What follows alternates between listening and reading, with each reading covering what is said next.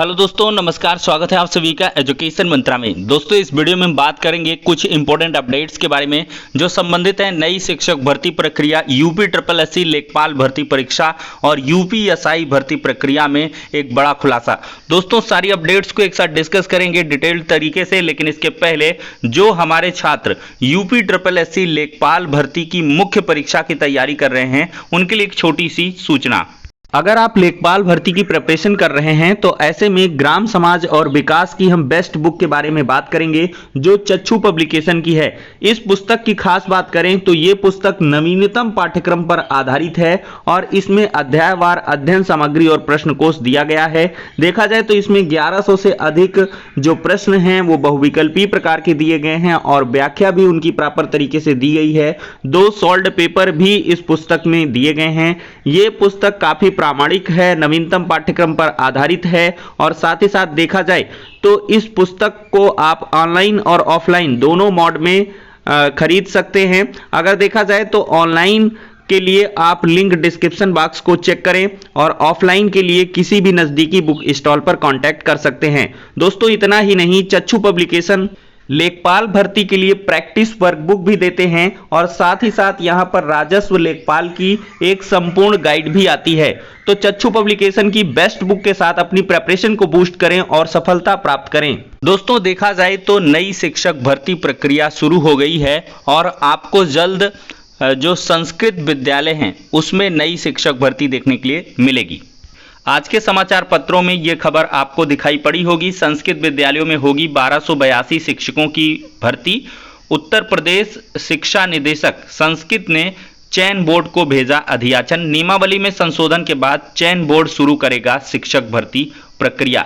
तो सरकार की मंशा के अनुरूप शिक्षकों की भर्ती के लिए उत्तर प्रदेश माध्यमिक शिक्षा सेवा चयन बोर्ड नियमावली में संशोधन के लिए प्रस्ताव पहले ही भेज चुका है। इधर उत्तर प्रदेश शिक्षा निदेशक संस्कृत ने 1282 पदों पर शिक्षकों की भर्ती के लिए चयन बोर्ड को अधियाचन भेज दिया है। नियमावली में संशोधन के प्रस्ताव को शासन से मंजूरी मिलते ही चयन बोर्ड शिक्षकों की भर्ती प्रक्रिया को तेज करेगा। तो दोस्तों, यहां पर देखा जाए तो रिक्त पदों पर भर्तियां मुख्यमंत्री की प्राथमिकता में होने से अनुमान लगाया जा रहा है कि संस्कृत विद्यालयों में शिक्षकों की भर्ती के लिए चयन बोर्ड की ओर से भेजे गए प्रस्ताव पर जल्दी मुहर लग जाएगी। तो चयन बोर्ड के सचिव नवल किशोर के मुताबिक नियमावली में संशोधन के बाद भर्ती प्रक्रिया शुरू की जाएगी। संस्कृत विद्यालयों के लिए अधियाचन ऑफलाइन मिले हैं। संशोधन प्रस्ताव को मंजूरी मिलने के बाद ऑनलाइन अधियाचन मांगा जाएगा, उसके बाद भर्ती पूरी होगी।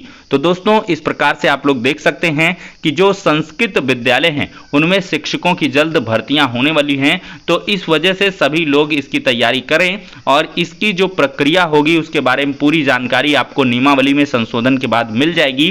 फिलहाल के लिए जो संस्कृत सब्जेक्ट से हैं उनको यहाँ पर चौकन्ना रहना है और तैयारी को धार देनी है। अब दोस्तों, हम बात करने वाले हैं यूपी ट्रिपल एससी लेखपाल भर्ती मुख्य परीक्षा के बारे में। दोस्तों, जैसा कि लेखपाल भर्ती की मुख्य परीक्षा में कट ऑफ को लेकर जो मुद्दा है वो काफ़ी तेजी से गरमाया हुआ है। यूपी ट्रिपल एससी पिकअप भवन में लगातार छात्र मुलाकात कर रहे हैं, लेकिन आयोग के अंदर क्या कुछ हो रहा है ये आपको कहीं से भी इंफॉर्मेशन सही तरीके से नहीं मिल पाती है।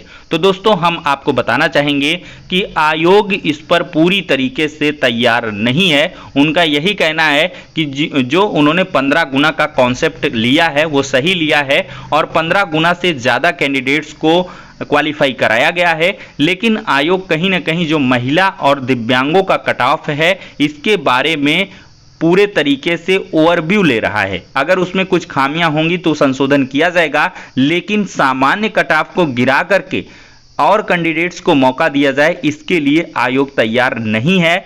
दो टूक आयोग का जवाब रहता है कि जो भी हमने किया है सही किया है, बाकी जो कोर्ट से होगा वो होगा, हम यहां पर कट ऑफ को डाउन नहीं करने वाले हैं। उन्होंने कहा कि यूपी ट्रिपल एससी पेट एग्जाम इसीलिए लिया जाता है कि जिससे कि कैंडिडेट्स का फिल्टरेशन हो पाए। अदरवाइज 5, 6, 8, 9 लाख अगर हम कैंडिडेट्स सबको मौका दे देंगे 50 परसेंटाइल के ऊपर, तो फिर यूपी ट्रिपल एससी पेट एग्जाम का मायने ही क्या रह जाएगा।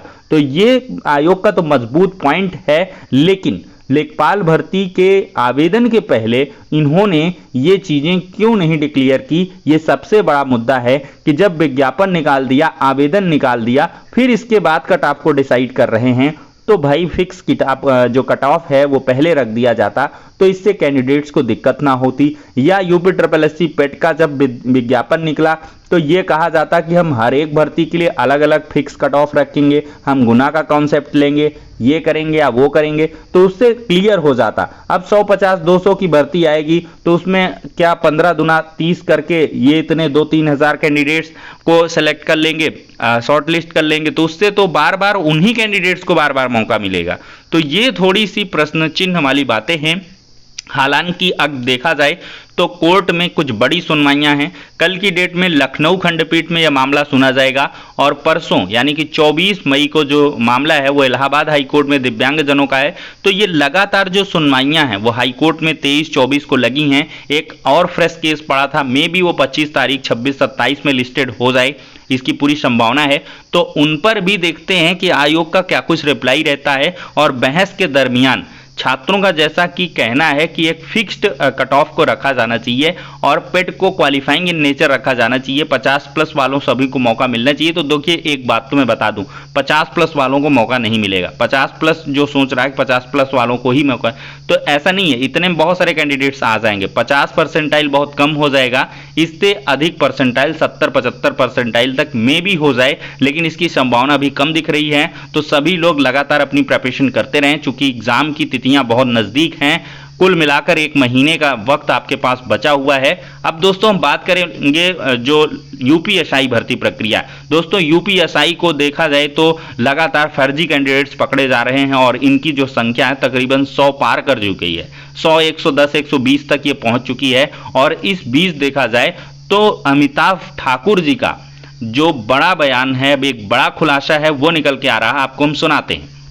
तो यहां पर दोस्तों देख सकते हैं इनका ऑफिशियल ट्विटर हैंडल है कि आज मेरे द्वारा यूपीएसआई भर्ती 2020-21 की तमाम गड़बड़ियों के संबंध में एफआईआर दर्ज करते हुए सीजीएम लखनऊ को दिए। बाद में सीजीएम ने 23 तारीख यानी कि कल की डेट में इस बात की सुनवाई रखी है कि बिना प्रभावित पक्ष हुए उन्हें वाद दायर करने का अधिकार है या नहीं। इनका मानना है कि इनको लीगल राइट है।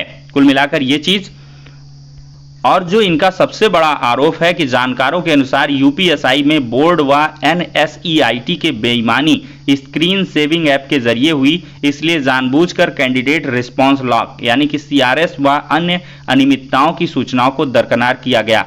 क्या यह तरीका है बोर्ड की बेईमानी का? UPSI need SIT investigation. तो यहां पर देखते हैं इनका वीडियो। यूपीएसआई भर्ती परीक्षा में बोर्ड और एनएसईआईटी की संलिप्तता के संबंध में जानकारों से बातचीत से ऐसा प्रथम दृष्टया सामने आया है कि बोर्ड और एनएसईआईटी ने इस मामले में स्क्रीन सेविंग ऐप जैसे बीएमसी, ड्रीमवीवर, एनएक्स आदि का प्रयोग किया, जिसके द्वारा कुछ सिलेक्टेड सेंटर्स पे आंसर की भी भेजे गए और उन आंसर की को अंतिम समय में जब परीक्षा समाप्त होने को हुआ उस समय वह आंसर की का इस्तेमाल करने के लिए अभ्यर्थी को परमिशन दिया गया। अभ्यर्थी द्वारा अंतिम कुछ समय में ही ताबड़तोड़ सारे आंसर टिक कर दिए गए। यह बात कई कारणों से स्थापित होती है। उसमें एक महत्वपूर्ण कारण यह है कि एक कैंडिडेट रिस्पांस लॉग होता है जो यह बताता है कि कितने देर में अभ्यर्थी ने अपना आंसर पूरा किया। कैंडिडेट रिस्पांस लॉग के संबंध में पूरी सूचना बोर्ड और एनएसईआईटी। तो दोस्तों देख सकते हैं किस प्रकार से अमिताभ ठाकुर जी ने एक बड़ा खुलासा किया है और एक बड़ा आरोप लगाया है। कल इस मामले में सुनवाई होती है तो देखते हैं कि क्या कुछ यहां पर निकल के आएगा। तो फिलहाल के लिए यूपीएसआई जो भर्ती प्रक्रिया है एक बार बहुत बड़े विवादों में घिरती हुई नजर आ रही है। देखते हैं इसमें क्या कुछ नजदीक समय में होने वाला है। जो कैंडिडेट्स हैं और बहुत सारे अभ्यर्थी हैं वो इसकी एसआईटी इन्वेस्टिगेशन की लगातार मांग कर रहे हैं। मिलियंस ट्वीट्स हो चुके हैं। देखते हैं सरकार इस पर क्या कुछ निर्णय लेती है। फिलहाल के लिए आपका क्या कुछ कहना है, अपनी बहुमूल्य प्रतिक्रिया कमेंट में अवश्य दें। नेक्स्ट वीडियो में मिलते हैं।